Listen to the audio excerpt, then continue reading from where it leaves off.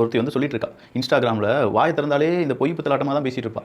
அப்படிப்பட்ட ஒருத்தவங்க உரிமையில பேசுறது கூட வரமாட்டேன்னு வச்சுக்கோங்களேன். நான் அதை பற்றி பேசின மாதிரிமா புரிஞ்சுக்கோங்களா? நீங்கள் அவ்வளோ நல்லவங்க கிடையாது. இதுக்கு அரசாங்கம் காரணமான்னு கேட்டால் கண்டிப்பாக கிடையாது. நான் அதெல்லாம் பேசினா மட்டும் என்ன மாறிடா போகுது, நீங்களா அவ்வளோ நல்லவங்க இல்லடா அப்படின்னு சொல்லிட்டு சொல்கிறா. நீங்களாம் நல்லவங்க இல்லைன்னு சொல்கிறது ஓகே, அதன் பிறகு அவங்க சொல்கிறத பாருங்களேன். இதுக்கு என்ன அரசாங்கத்தை குறை சொல்ல முடியுமா? இப்போ போஸ்கோல என்ன கிடைக்குன்னு தெரிஞ்சு இதெல்லாம் செய்கிறாங்க, அதனால் இதெல்லாம் அரசாங்கத்தெல்லாம் குத்தம் சொல்லக்கூடாது. ஏய் சூப்பர்மா, எந்த ஒரு மணி அடுத்ததா ஐயோ அடுத்ததா தொண்டை சரியில்லைங்க. எடிட்டருக்கு வெட்டிடாதரா, இது தொண்டை சரியில்லை அப்படிங்கிறத மக்கள் தெரிஞ்சுக்கணுமா வேண்டாமா? ஏன்னா இதே மாதிரி தான் நிறைய பேர் இன்றைக்கி கனிமொழி அவர்கள் விளாத்திக்குளத்தில் நடந்த அந்த இன்சிடென்ட்டை கேட்பதற்காக 3-4 தினங்களுக்கு பிறகு போகிறாங்க. நியூஸ் மீடியாலாம் பேசிட்டாங்க, மக்கள் எல்லாம் கொந்தளிப்பில் இருக்காங்க. இப்படியே போச்சுன்னா ஓட்டு கிடைக்காது, விட்டுறா வண்டியை தூத்துக்குடிக்கு அப்படின்னு சொல்லி கீதா ஜீவன் அவர்களும் கனிமொழி அவர்களும் வராங்க. அங்கே இருக்கக்கூடிய மக்கள் என்ன கேட்குறாங்கன்னா, எங்களை போட்டு அடிக்கிறேன்னு சொன்னாங்க, நாங்கள் இங்கே ஒரு 2-3 நாள் அங்கேயே தான் உட்காந்துட்டு இருக்கோம், இதுவரையிலும் வராத நீங்கள் இப்போ வந்திருக்கீங்களே எல்லாம் ஓட்டுக்கு தானே அப்படின்னு சொல்லி கேள்வியெல்லாம் கேட்க ஆரம்பிச்சிட்டாங்க.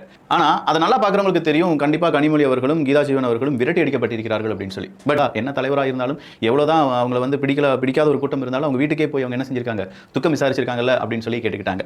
நாம் என்ன கேட்குறோன்னா, அதே கனிமொழி அவர்களிடம் சில செய்தியாளர்கள் கேள்விகள் கேட்டாங்க.